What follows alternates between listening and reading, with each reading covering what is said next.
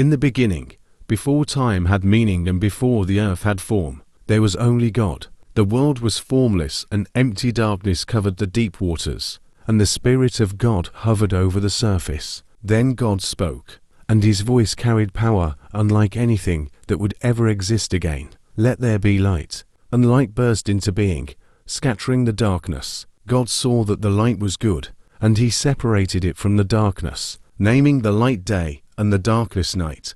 And thus the first day came to pass. On the second day God spoke again, commanding a vast expanse to form between the waters. The heavens stretched wide above, separating the waters below from the waters above. This expanse he called sky. On the third day God gathered the waters under the sky into one place, so that dry ground would appear. He named the dry ground earth, and the gathered waters seas.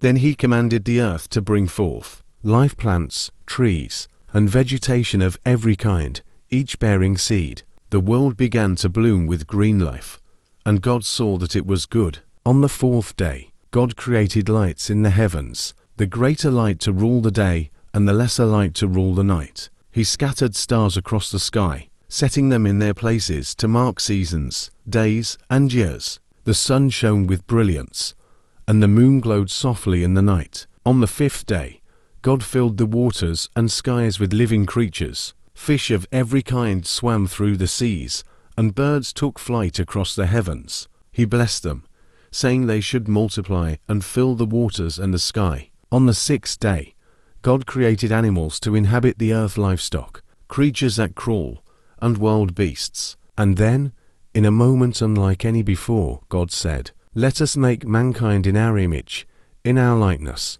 From the dust of the ground he formed man and breathed into him the breath of life. The man became a living being, and God named him Adam. From Adam, God formed woman Eve so that he would not be alone. God placed them in a garden called Eden, a place of beauty and abundance. Rivers flowed through it, trees bore fruit, and at its center stood the tree of life and the tree of the knowledge of good and evil. God gave them dominion over all living things and commanded them to care for the earth.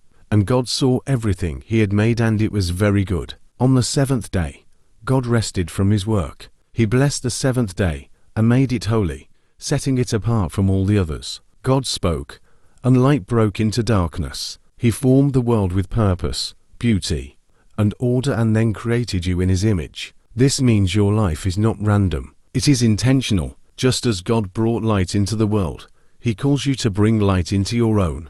Walk in that purpose, reflect his goodness, and remember you are part of his creation, and it is very good.